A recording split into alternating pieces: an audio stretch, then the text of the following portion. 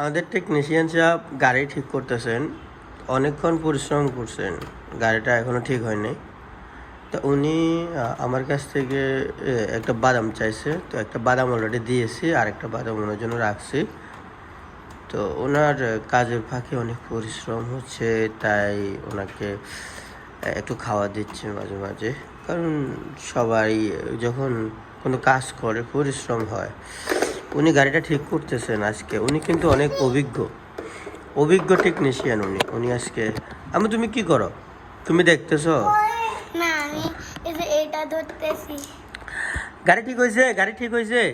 ওমা, টেকনিশিয়ান সাহেব দেখি আবার টেস্টারটা মুখেও দিয়ে দে। গাড়ি ঠিক হয়েছে। আপনি কি আরেকটা খাবেন? এই টেকনিশিয়ান ভাই, দাও আমি দিই। তো টেকনিশিয়ান সাহেব আরেকটা খাবেন?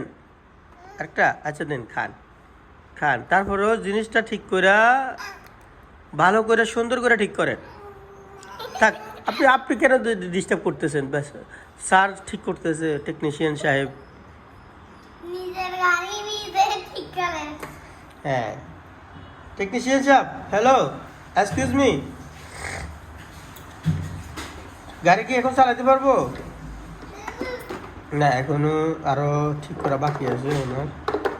উনি পুরোপুরি এখনো ঠিক করে না।